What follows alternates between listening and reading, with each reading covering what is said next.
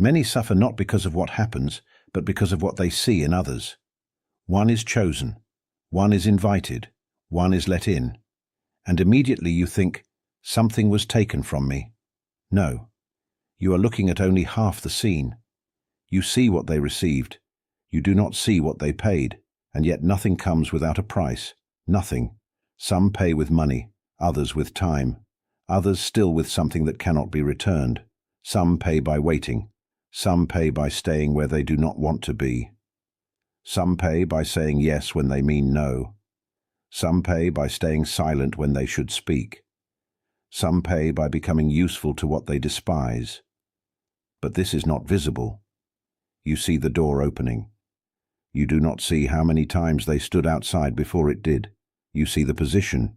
You do not see what it costs to keep it. You see the favor. You do not see what must be repaid.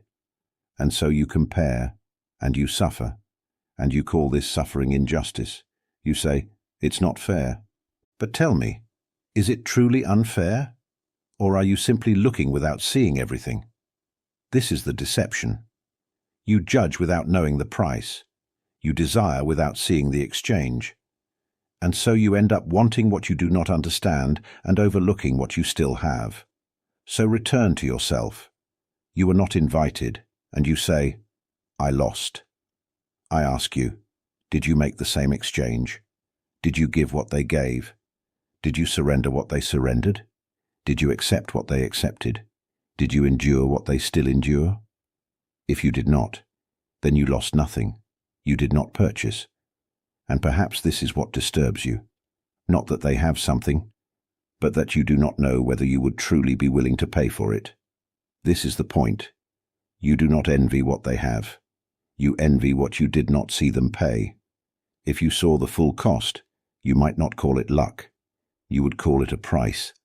And you might say, I don't want it. But as long as the price is hidden, everything seems easy. Everything seems unfair. Everything seems owed.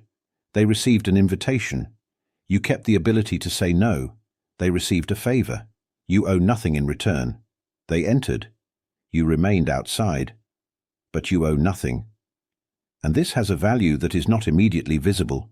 It makes no noise. It does not shine. But it leaves you intact. So ask yourself, do you truly want what they have? Or do you only want what appears? These are not the same. Every advantage has a hidden cost. Every access demands something in return.